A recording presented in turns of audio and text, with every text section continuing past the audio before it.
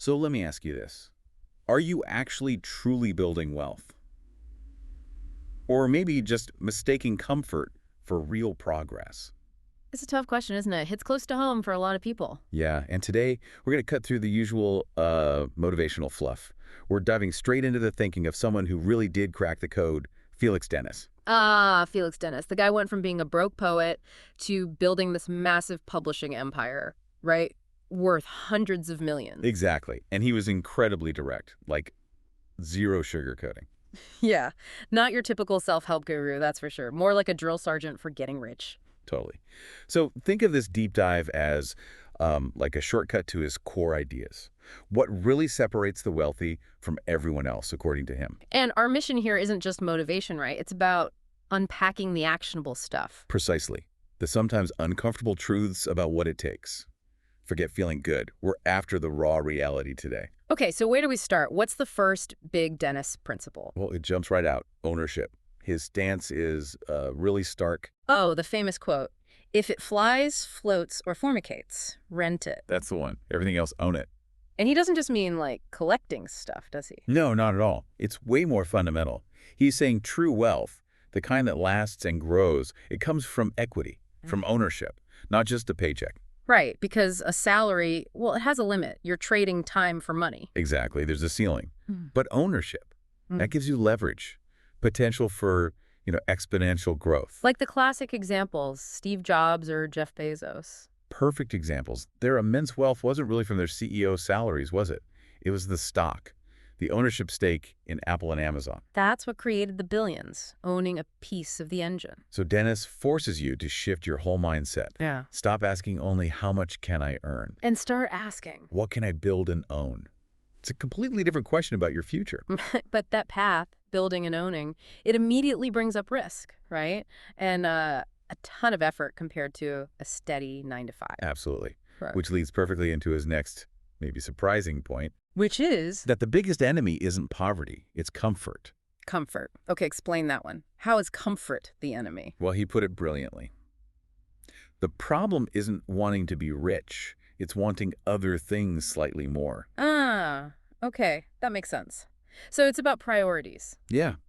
Think about it. The weekend Netflix binge, the beers after work, even just the feeling of security from a job you don't love but pays the bills. Those comforts, while nice, can get in the way if wealth is the main goal. Exactly. If they consistently win out over the sacrifices needed to build something substantial, Dennis saw wealth building as requiring this intense desire. Almost like an obsession. He wasn't shy about that. Not at all. He called it war.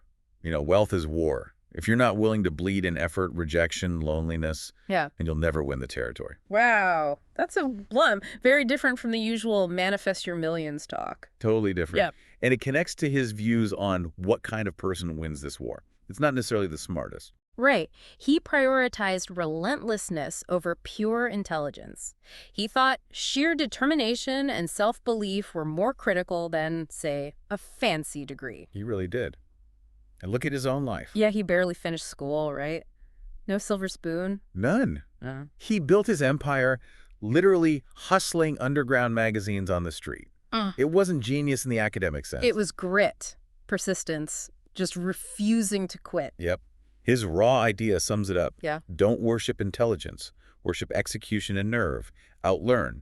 Outwork. Outsurvive. That's powerful. Focus on the doing, the nerve, not just the knowing. Get in the trenches and keep pushing. Have the guts to execute. Okay, so you're executing, you're building something you own. How do you manage that growth, according to Dennis? This is where delegation comes in, right? Yes, but with a very important catch. He was big on delegating tasks to people more skilled than you. Get the experts in.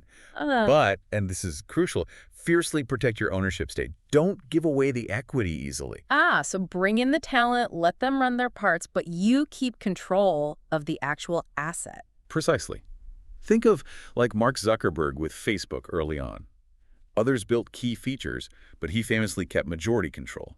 Dennis would say, own the machine. Makes sense. Leverage other skills, but don't give away the keys to the kingdom. His lesson was basically build the team, share the load, but own the lion's share of the machine. Strategic delegation, but ruthless equity protection. Okay. Now, what about the internal stuff, the mindset? He talks a lot about fear, doesn't he? Oh, hugely. He saw fear as the primary barrier, Fear of failing, fear of what people will think, fear of losing money. He called courage perhaps the rarest of all commodities. He did. He genuinely believed it's why most people stay poor. They're paralyzed by that fear. And he lived the opposite, right? Risking everything multiple times. Yeah, mortgaging his properties, betting the farm on his ventures, that takes serious nerve. But he also saw fear as potentially useful, like it sharpens you. Exactly. That pressure can force better decisions, make you more diligent when the stakes are really high. It's not about not feeling fear, it's about acting despite it. And he challenges you directly on this. Right to the core. He asks, what are you avoiding that you know would 10x your game? And then the push. Make the call. Start the biz, ship the product. Just do the scary thing that could actually move the needle.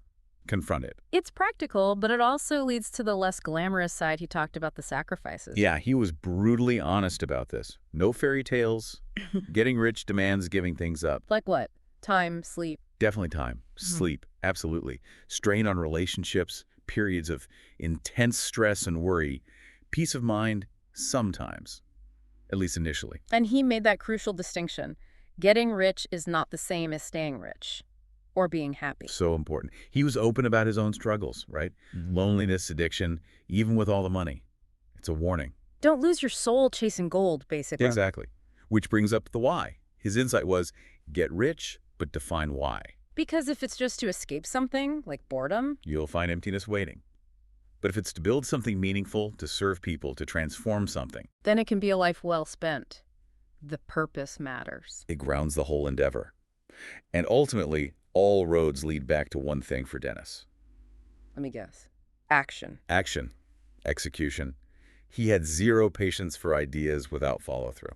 Action. That's what separates the winners from the wannabes. Classic Dennis. He lived it. While others were brainstorming or making excuses, he was making calls, printing magazines, getting them out there. Just doing the work. Imperfect action beats perfect inaction every time. And his challenge on this is immediate. Write down your goal.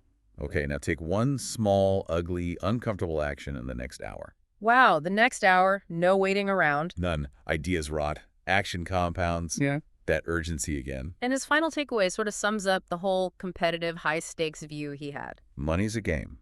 Play to win or don't play. No middle ground. So wrapping it all up, his approach is really this tough love framework, isn't it? Definitely. Ownership first and foremost. Fueled by relentless effort, self-belief, overcoming fear, Accepting sacrifice, focusing relentlessly on execution. and being really clear on your why. It's definitely not a gentle path he describes. No, and he's clear. Most people won't do it. Not because they can't, but because they lack that obsession, that focus, that sheer boldness. Okay, so let's make this concrete for anyone listening. Here's the challenge, straight from the Dennis playbook. Ask yourself, honestly, Do I truly want to be rich, or do I just want to feel safe? Be brutally honest. and if the answer is genuinely rich, then the next steps are clear, based on everything we've discussed. Step 1. Define exactly what you intend to own. Get specific. Step 2.